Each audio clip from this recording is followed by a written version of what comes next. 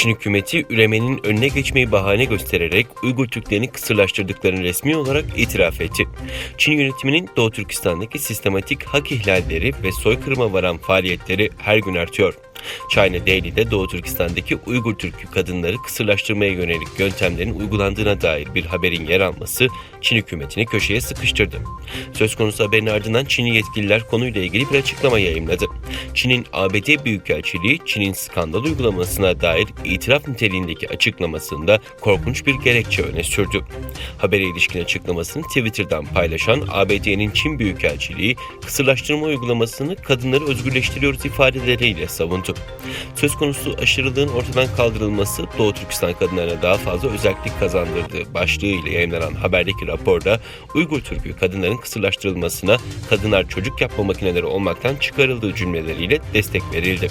Sincan Kalkınma Araştırma Merkezi tarafından dün yayınlanan raporda 2018'de Doğu Türkistan'daki doğum oranındaki ve doğal nüfus artış oranındaki düşüşün gerekçesi olarak dini aşırılığın ortadan kaldırılması öne sürüldü.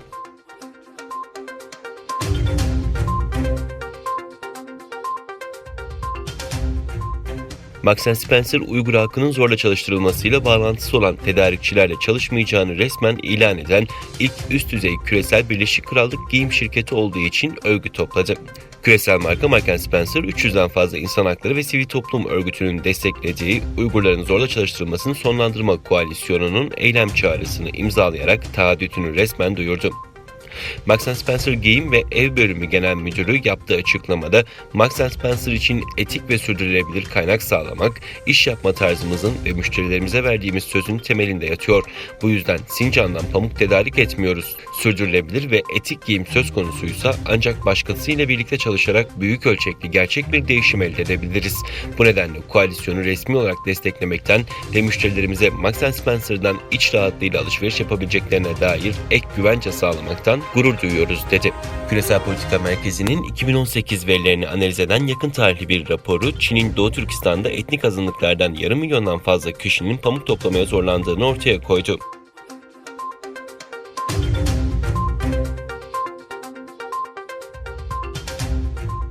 Uluslararası Doğu Türkistan Teşkilatlar Birliği heyeti Türkiye Büyük Millet Meclisi Başkanı Profesör Doktor Mustafa Şentop'u ziyaret etti.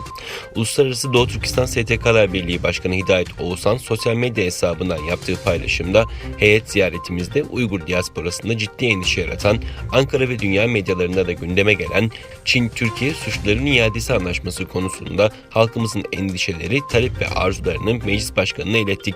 Sayın Başkanımız da samimi bir şekilde duruma açıklık getirdi. Bu minvalde Türkiye'deki bütün Doğu Türkistanlı muhacirlerimize genel olarak istisnai vatandaşlığın verilmesini arz ettik. Ayrıca Doğu Türkistan'daki toplama kampı başta olmak üzere Çin'in topyekün soykırım politikalarının durdurulması için devletimizin acil girişimlerde bulunması ve çeşitli ülkelerde mağdur durumda kalan Uygur muhacirlerin kurtarılıp Türkiye'ye getirilmesi gibi halkımızın gündeminde olan pek çok talebi sunduk dedi.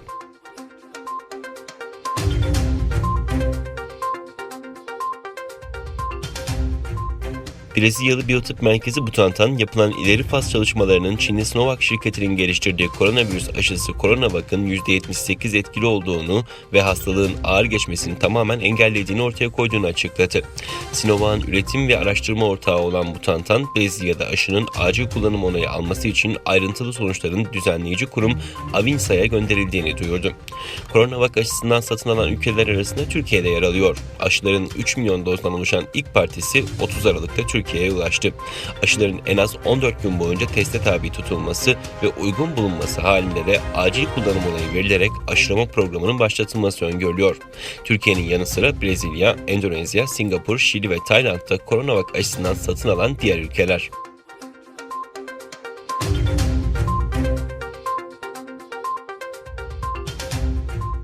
ABD Temsilciler Meclisi Başkanı Pelosi, Trump'ın görevdeki son 12 gününde bir nükleer saldırı düzenlemeye kalkışmaması için ne gibi önlemler alınabileceğini Genelkurmay Başkanı ile görüştüğünü açıkladı. ABD Temsilciler Meclisi Başkanı Nancy Pelosi, dengesiz olarak tanımladığı Başkan Donald Trump'ın görevindeki son günlerde bir nükleer saldırıya kalkışmaması için Genelkurmay Başkanı ile görüştüğünü bildirdi. Demokrat Partili Pelosi, Genelkurmay ile Trump'ın 20 Ocak'ta koltuğunu devredene kadar herhangi bir askeri husumete yol açmasına veya nükleer silah ateşleme kodlarına erişmesine karşı alınabilecek önlemleri görüştüğünü kaydetti.